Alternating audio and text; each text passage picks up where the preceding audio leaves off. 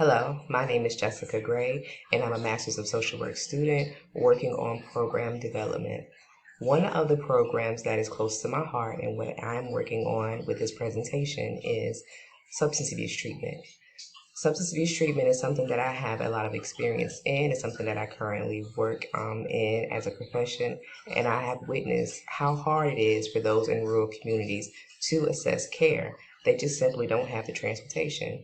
So I thought, why not create a program to help with this need? And that program is going to be called Access to Care Together, or codename ACT. Here at ACT, we have a quote that we live by Will Smith. Here you see it says, if you're not making someone else's life better, then you're wasting your time. Your life will become better by making the lives of others better. And we really and truly believe that, which is why we're all about community development, community resources, getting people connected to things that are already in their community, finding the strengths that are in the community so that they can pick themselves up and make long-lasting changes for all of those in the community.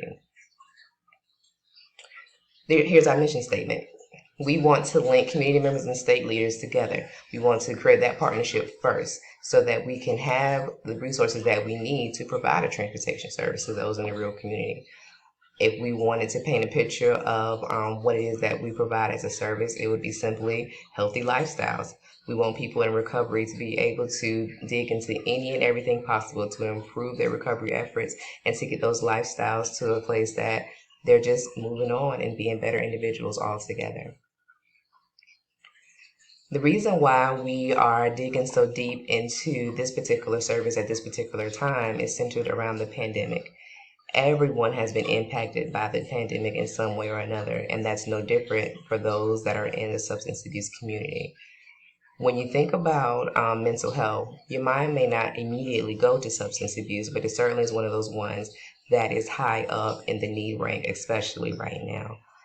We have seen an increase in emergency room visits for those who are either having a medical crisis due to substance abuse or simply in an overdose crisis because of overuse of substances. And that percentage has been up to 43%. So this is the reason why we are taking a peek into this community to see what it is that we can do to get more people into treatment and why transportation became the very first thing on our minds to try to help with.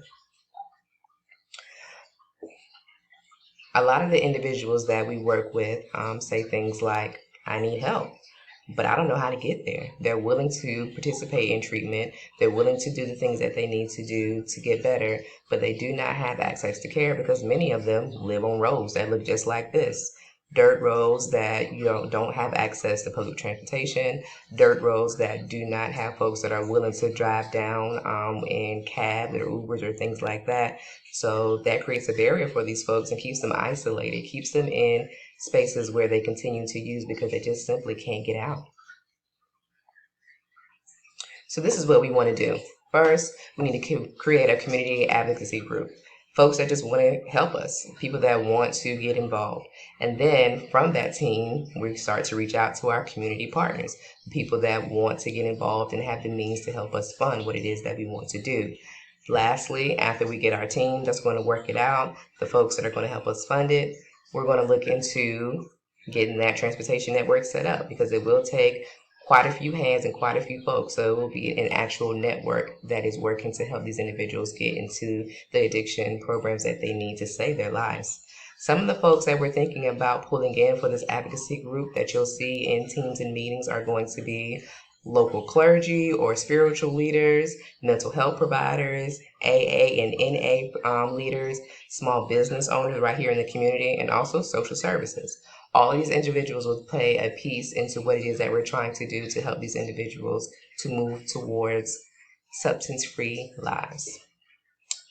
A quick look at what it is that we want to accomplish over the next few months is here. By January of 2022, we want to launch our program. We want to have 4 vans or bus routes in active transportation of individuals. We want to have at least 50 participants that are providing, that are in our services.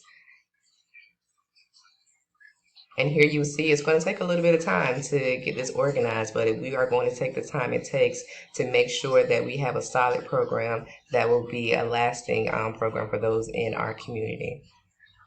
The way that we want to get things started is simply pulling from the strengths of those that are already in the community, looking to find folks that are willing to help, people that are already in the community, already talking to this population, have relationships with this population, people who have access to vans, people who are leaders in the church. All these individuals are going to be the strength that helps us to get folks into the addiction treatment programs. How do we know it's working? How will we know that it's working? The way that we are going to know that it's working is taking a look at our 3 objectives. Number 1, within the first 30 days, we want to have that advocacy team already built. We already want people with their boots on the ground. Number 2, we want to have those 4 running routes. If we have those routes and we have them running by January 22, we know that things are working well. And lastly, we want to make sure that we cement that we have at least 50 folks in treatment. That way we know that we're making the impact that we would like to make in these small communities. Questions, comments, concerns? This is the time for you to let me know what you think. Thank you for your time.